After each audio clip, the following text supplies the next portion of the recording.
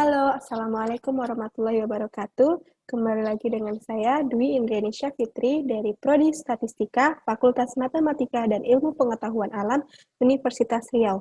Di sini saya akan menjelaskan tentang demokrasi di Indonesia. Saya akan menyampaikan 6 materi. Yang pertama, pengertian demokrasi. Yang kedua, ciri-ciri pemerintahan demokrasi.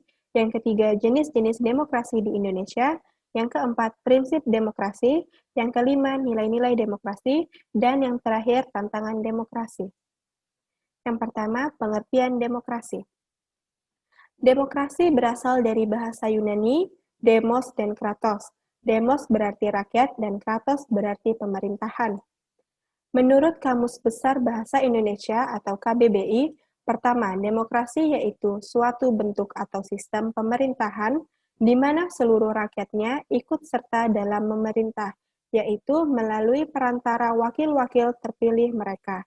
Yang kedua, demokrasi adalah suatu gagasan atau pandangan hidup yang mengutamakan persamaan hak dan kewajiban dan perlakuan yang sama buat semua warga negaranya. Menurut Abraham Lincoln, demokrasi yaitu suatu sistem pemerintahan yang diselenggarakan oleh rakyat, dari rakyat, dan untuk rakyat. Jadi, dapat kita simpulkan, demokrasi mengandung 3 hal penting, yaitu yang pertama, pemerintahan dari rakyat, yang kedua, pemerintahan oleh rakyat, dan yang ketiga, pemerintahan untuk rakyat. Demokrasi mengizinkan warga negara berpartisipasi baik secara langsung atau melalui perwakilan dalam perumusan, pengembangan, dan pembuatan hukum.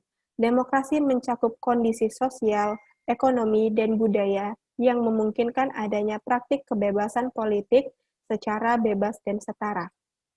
Yang kedua, jenis-jenis demokrasi di Indonesia. 1. Demokrasi liberal. Seringkali disebut sebagai era demokrasi konstitusional, dimulai sejak 14 November 1945 sampai 12 Maret 1946, di bawah kepemimpinan Perdana Menteri pertama Indonesia, Sultan Syahrir, atau disebut juga sebagai Kabinet Syahrir. Yang kedua, demokrasi terpimpin, dimulai saat Presiden Soekarno mengeluarkan dekret Presiden pada tanggal 5 Juli 1959. Yang ketiga, demokrasi Pancasila. Era demokrasi Pancasila diawali dengan suatu peristiwa sejarah yang sangat kelam bagi Indonesia, yaitu Gerakan 30 September atau G30S, atau yang sering juga disebut dengan G30 SPKI. Yang keempat, era reformasi. Proses reformasi politik di Indonesia pasca jatuhnya Presiden Soeharto pada Mei 1998 telah membuka peluang bagi tumbuhnya nilai-nilai demokrasi demi mewujudkan suatu pemerintahan yang baik. Proses reformasi itu terbagi dalam 2 fase, yaitu transisi demokrasi. Proses transisi demokrasi atau proses demokratisasi di Indonesia dimulai ketika terjadinya perpindahan kekuasaan dari Presiden Soeharto kepada Wakil Presiden B.J. Habibie pada 21 Mei 1998. Yang kedua, konsolidasi demokrasi. Setelah proses transisi demokrasi berhasil, maka selanjutnya adalah konsolidasi atau pemantapan sistem demokrasi. Yang ketiga, ciri-ciri pemerintahan demokrasi. Yang pertama, pergantian pemerintah secara berkala. Yang kedua, masyarakat memiliki kesempatan untuk menempati kedudukan dalam pemerintahan. Yang ketiga, adanya pengakuan masyarakat terhadap tokoh-tokoh yang sah. Yang keempat, dilakukan pemilihan untuk pejabat-pejabat pemerintah.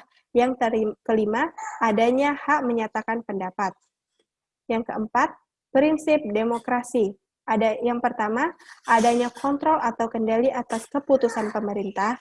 Yang kedua, adanya pemilihan yang teliti dan jujur. Yang ketiga, adanya hak memilih dan dipilih. Yang keempat, adanya kebebasan menyatakan pendapat tanpa ancaman. Yang kelima, adanya kebebasan mengakses informasi. Yang keenam, adanya kebebasan berserikat yang terbuka. Selanjutnya, nilai-nilai demokrasi. Yang pertama, kesadaran akan pluralisme. Yang kedua, Musyawarah, yang ketiga, sikap yang jujur dan pikiran yang sehat, yang keempat, demokrasi membutuhkan kerjasama antar warga masyarakat dan sikap serta etika baik, yang kelima, demokrasi membutuhkan sikap kedewasaan, yang keenam, demokrasi membutuhkan pertimbangan moral. Selanjutnya, tantangan demokrasi. Proses konsolidasi demokrasi di Indonesia juga didukung dengan pertumbuhan ekonomi yang membaik pasca reformasi, setidaknya dalam ekonomi makro, seperti pertumbuhan investasi, kerjasama perdagangan luar negeri, dan sebagainya. Tetapi yang menjadi tantangan adalah kebangkitan ekonomi makro di Indonesia ternyata tidak sejalan dengan pertumbuhan ekonomi mikro. Perekonomian rakyat dari kalangan menengah ke bawah belum cukup setara. Sekian presentasi dari saya. Semoga yang saya sampaikan bisa bermanfaat. Saya akhiri. Wassalamualaikum warahmatullahi wabarakatuh.